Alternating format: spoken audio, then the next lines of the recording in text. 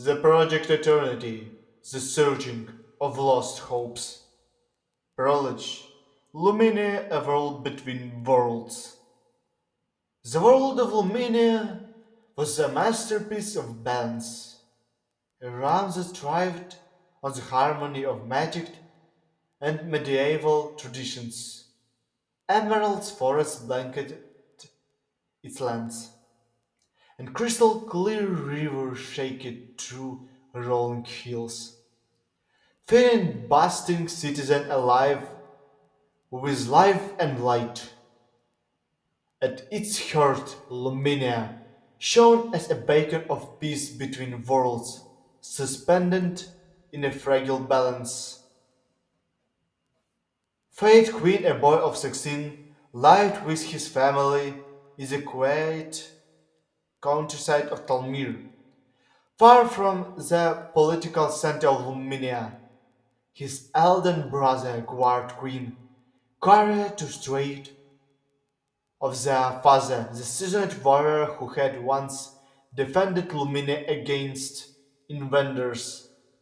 Their youngest sister, Esmeralda Queen, was the light of their home, with a law that could ease any burden. Their father's story of heroism were legends to fate, but what fascinated him most was their family's ancient heirloom, a sword called Kaganurube Isin. This enchanted blade had been passed down for generations, embodying the soul of their bloodline. On Fate's 15th birthday, their father had presented it to him, declaring, "You have the spirit of swordsman, my son. Let the sword guide you to greatness." Fates there were filled with training. Every morning he practiced with the sword in the golden fields near their farm, mimicking the techniques his father had taught him. But even as trained, he could not ignore the whispers of Eunice's head that had begun to ripple across Luminia. Rumors of invaders armed with devastating magical weapons spread like wildfire. One fateful evening, the sky of Luminia turned black. The invaders came not a single army but a waves of destruction, wielding weapons that fuse magic and technology in terrifying harmony. Luminous defenders were overwhelmed. The invaders burned village, enslaved survivors, and destroyed everything in their path. The queen's family's peaceful life was shattered. In the chaos, Esmeralda felt to a blast of stirring magic. Her final words, a whisper to fate. Don't let vengeance consume you. Their father fought valiantly but was overwhelmed, leaving God and fate to retreat into the wilderness. As them watching their home burn, fates for an oath, he would avenge his family, destroy those who had ravaged Luminia, and reclaim the honor that had been stolen from them. Chapter 2, The Fire Overbeat. 10 years old had passed since the fall of Luminia. The world had begun to rebuild, its scars still visible in its ruined citizen and fractured communities. Fate Queen knew a young man of 26 years old. He transformed into a formidable warrior. His daily training with Kaganarubi Singh had honed his skill to perfection, and his dedication to his path had driven him to join Luminia's military forces. What to Fate's surprise, had risen to the rank of general.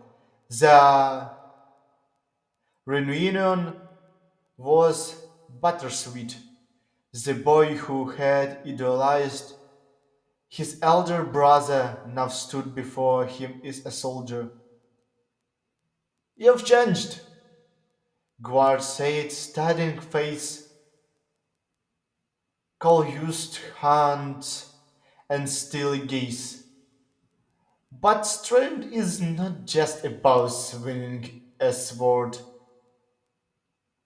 It's about knowing when to use it. Their first encounter as comrades came in the form of duel.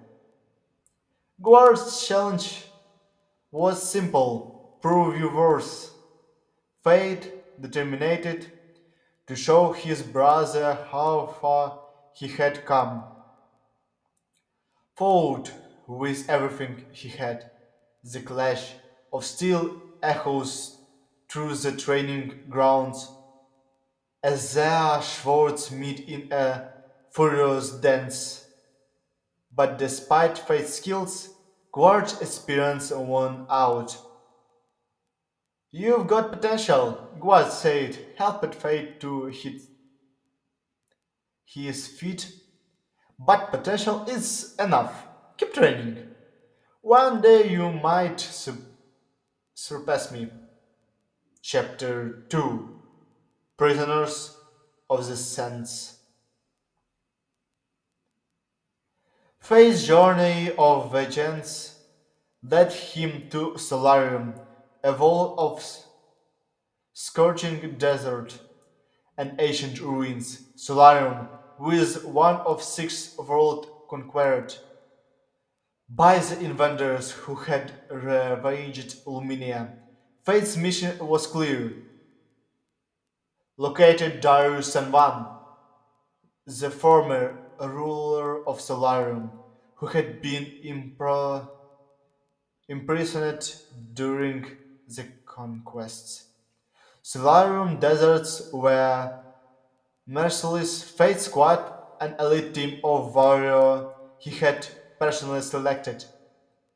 And Sandstorm answering heart hit and as they traversed the barren landscape. The team consisted of Alyssa Sanman, sister of Darius and a skilled healer.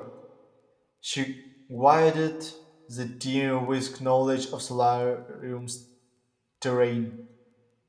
Nate Krons, a sharp strategist who met with a quick and his blade. Frank Broad, a sniper with an uncanny abilities to find targets in impossible conditions. Mark Alerts, MA specializing in manipulation elements forces. Brody Bakers, a mechanic who maintained the team's enchanted equipment. The search brought them to the ruins of Solarium's capital, a city buried beneath shifting sands. With its crumbling hulls, they found Darius, changed and broken but alive.